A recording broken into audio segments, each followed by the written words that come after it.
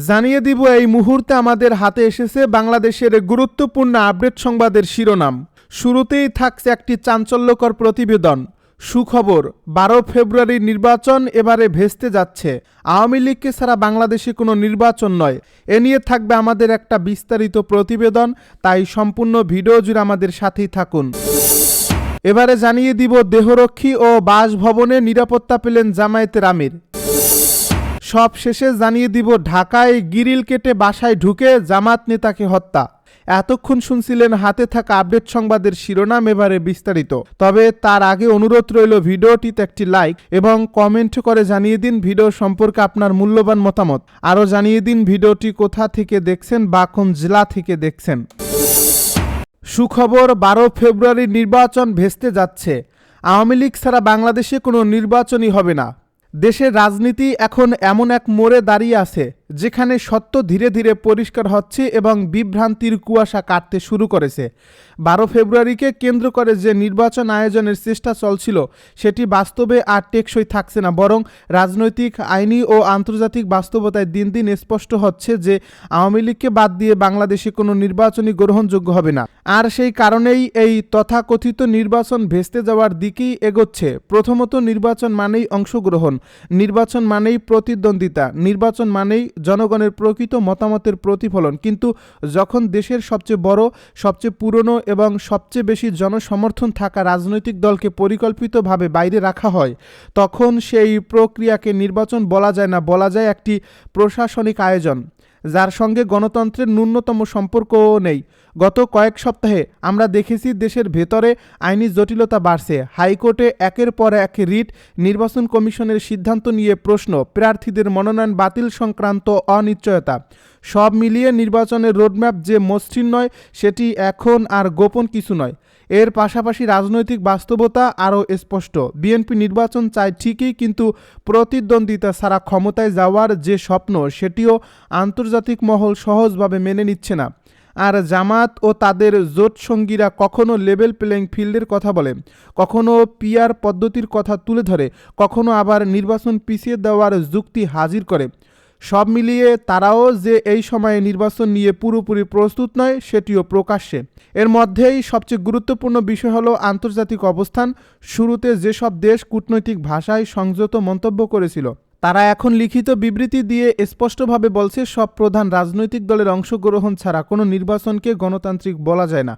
আর এই বক্তব্য শুধু কোনো একক দেশের নয়, বরং যুক্তরাজ্য, জাতিসংঘ, ঘনিষ্ঠ মহল এবং অন্যান্য প্রভাবশালী আন্তর্জাতিক অংশীদারিদের দৃষ্টিভঙ্গির প্রতিফলন। তারা পরিষ্কার করে বুঝিয়ে দিচ্ছে যে একটি নির্বাচিত সরকার ছাড়া অনির্বাচিত কোনো প্রশাসন যদি কোটি কোটি ভোটারের রাজনৈতিক অধিকার কার্যত স্থগিত করে দেয়, তাহলে সেটি গণতন্ত্রের পরিপন্থী হবে এবং এমন প্রক্রিয়াকে আন্তর্জাতিক স্বীকৃতি দেওয়া কঠিন হয়ে পড়বে। এখানেই আওয়ামী লীগের অবস্থান গুরুত্বপূর্ণ হয়ে ওঠে। দলটি শুরু থেকেই বলে আসছে যে নৌকা প্রতীক না থাকলে, দলীয় অংশগ্রহণ না থাকলে তাদের সমর্থকেরা ভোটকেন্দ্রে যাবে না, এবং এটি কোনো হঠকারী সিদ্ধান্ত নয়, বরং একটি কৌশলগত রাজনৈতিক অবস্থান যার পেছনে আছে জনমত, মাঠের বাস্তবতা এবং আন্তর্জাতিক সমীকরণের হিসাব। বাস্তবে দেখা যাচ্ছে আওয়ামী লীগ শক্ত কোনো উস্কানিমূলক কর্মসূচিতে না গিয়েও পরিস্থিতিকে নিজের পক্ষে নিয়ে আসছে। কারণ সময়ে যত গড়াচ্ছে ততই স্পষ্ট হচ্ছে যে অংশগ্রহণহীন নির্বাচনের দিকে এগোনো মানে শুধু একটি ভোটের দিন পার করা নয়, বরং ভবিষ্যতের জন্য বড় রাজনৈতিক অস্থিরতার বীজ বপন করা। সাধারণ মানুষের মাঝেও এই উপলব্ধি বাড়ছে যে ভোট যদি আগেই নির্ধারিত হয়ে যায়, যদি বড় একটি অংশ ভোট বর্জন করে, তাহলে সেই ভোট দিয়ে গঠিত সরকার কতটা বৈধ হবে, এই প্রশ্নের কোনো সন্তোষজনক উত্তর নেই। প্রশাসনের ভেতরেও অস্বস্তি তৈরি হচ্ছে, কারণ নির্বাচন পরিচালনা করা মানেই শুধু ব্যালট বাক্স বসানো নয়, বরং নির্বাচনের পর দেশ চালানোর মতো রাজনৈতিক বৈধতা নিশ্চিত করা।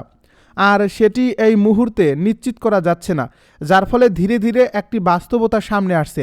12 ফেব্রুয়ারি নির্বাচন যত এগোচ্ছে বলে দেখানো হচ্ছে, বাস্তবে ততই সেটি অনিশ্চিত হয়ে পড়ছে।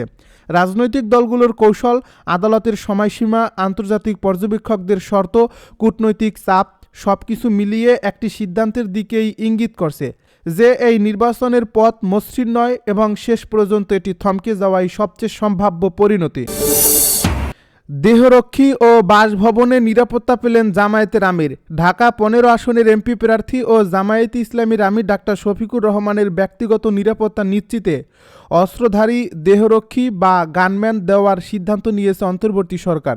একই সঙ্গে তার বাসভবনের নিরাপত্তার জন্য পোশাকধারী সশস্ত্র পুলিশ মোতায়েন করতে বলা হয়েছে। মঙ্গলবার এক প্রজ্ঞাপনে এ বিষয়ে প্রয়োজনীয় ব্যবস্থা নিতে পুলিশ সদর দপ্তরকে নির্দেশ দিয়েছে স্বরাষ্ট্র মন্ত্রণালয়। এ প্রজ্ঞাপনে স্বরাষ্ট্র মন্ত্রণালয় বলেছে, জামায়াতের আমির শফিকুর রহমানের উচ্চমাত্রার নিরাপত্তার ঝুঁকি বা হুমকি বিদ্যমান। এ কারণে তার ব্যক্তি নিরাপত্তা ব্যবস্থা নিশ্চিত করতে গানম্যান নিয়োজিত করা এবং বাসভবনের নিরাপত্তার জন্য পোশাকধারী সশস্ত্র পুলিশ নিয়োজিত করার বিষয়ে প্রয়োজনীয় ব্যবস্থা গ্রহণের অনুরোধ করা হলো। এর আগে গত বছরের ১৭ ডিসেম্বর জামায়াতের আমির শফিকুর রহমানের জন্য সার্বক্ষণিক গানম্যান ও বাসভবনের নিরাপত্তার জন্য পোশাকধারী সশস্ত্র পুলিশ সদস্য চেয়ে স্বরাষ্ট্র মন্ত্রণালয়ে আবেদন করা হয়। দলের অফিস সেক্রেটারি আফমা আব্দুস সত্তার আবেদনটি করেন। এই আবেদন যাচাই বাছাই শেষে গানম্যান ও বাসভবনের নিরাপত্তা দেওয়ার এ সিদ্ধান্ত নেওয়া হয়েছে। এখন পর্যন্ত জামায়াতে ইসলামীর আমির সহ ৪ জনকে গানম্যান দেওয়া হলো। এর আগে চরমনাই পীর ও ইসলামী আন্দোলন বাংলাদেশের আমির সৈয়দ মোহাম্মদ রেজাউল করিম, গণসংহতি আন্দোলনের প্রধান সমন্বয়কারী জুনায়েদ সাকি ও বিএনপি নেতা মাসুদ ও অরুণ গানম্যান পেয়েছেন। ত্রয়োদশ জাতীয় সংসদ নির্বাচন সামনে রেখে স্বরাষ্ট্র মন্ত্রণালয়ের অস্ত্রের লাইসেন্স ও অস্ত্রধারী দেহরক্ষীর চেয়ে আবেদন করেছিলেন ২০ জনের মতো রাজনীতিবিদ। কারোর ক্ষেত্রে দলের পক্ষ থেকে নিরাপত্তার ব্যবস্থা করতে অনুরোধ জানিয়ে চিঠি দেওয়া হয়েছিল। সেসব আবেদনের বিষয়ে এখন সিদ্ধান্ত নেওয়া হচ্ছে। ১৪ ডিসেম্বর স্বরাষ্ট্র মন্ত্রণালয় রাজনৈতিক গুরুত্বপূর্ণ ব্যক্তি ও জাতীয় সংসদ সদস্য পদপ্রার্থীর অনুকূলে আগ্নেয়াস্ত্র লাইসেন্স ও রিটেইনার নিয়োগ নীতিমালা ২০২৫ জারি করে। জাতীয় নির্বাচনকে কেন্দ্র করে রাজনৈতিকভাবে গুরুত্বপূর্ণ ব্যক্তি ও সংসদ নির্বাচনের প্রার্থীদের জন্য আগ্নেয়াস্ত্রের লাইসেন্স ও সশস্ত্র রক্ষী নিয়োগে এই নীতিমালা করা হয়। ঢাকায় গ্রিল কেটে বাসায় ঢুকে জামায়াতের নেতাকে হত্যা। রাজাবাজার এলাকায় নিজ বাসভবনে হত্যা করা হয়েছে বাংলাদেশ জামায়াতে ইসলামীর এক নেতাকে। নিহত আনোয়ার উল্লাহ ঢাকা মহানগর উত্তরের শেরেবাংলা নগর দক্ষিণ থানার পশ্চিম রাজাবাজার ওয়ার্ডের সহসভাপতি ছিলেন। তার গ্রামের বাড়ি কুমিল্লায়। পেশায় তিনি একজন হোমিওপ্যাথি চিকিৎসক ও শিক্ষক ছিলেন। তিনি স্ত্রীকে নিয়ে ওই ভবনের ২য় তলার ফ্ল্যাটে বসবাস করতেন। গত সোমবার দিবাগত রাত আনুমানিক ২:৩০টার দিকে এ ঘটনা ঘটে। গতকাল রাত মঙ্গলবার ৮টা পর্যন্ত কোনো মামলা হয়নি। একটি সিসিটিভি ভিডিও ফুটেজে দেখা যায়, প্রথমে বারান্দার গ্রিল এবং পরে একটি কক্ষের জানালার গ্রিল কেটে ২ ব্যক্তির বাসায় প্রবেশ করে। প্রায় ২ ঘন্টা পর তাদের বের হতে দেখা যায়। খবর পেয়ে পুলিশ ও অপরাধ তদন্ত বিভাগের ক্রাইম সিন ইউনিটের সদস্যরা ঘটনাস্থল থেকে আলামত সংগ্রহ করেন। পরিবার সূত্রে জানা গেছে, খুনিরা ভেতরে ঢুকে আনোয়ার ও তার স্ত্রীর হাত পা বেঁধে তাকে খুন করে। এরপর তারা ৮ ভরি স্বর্ণ ও নগদ ৫ লাখ টাকা লুট করে নেয়।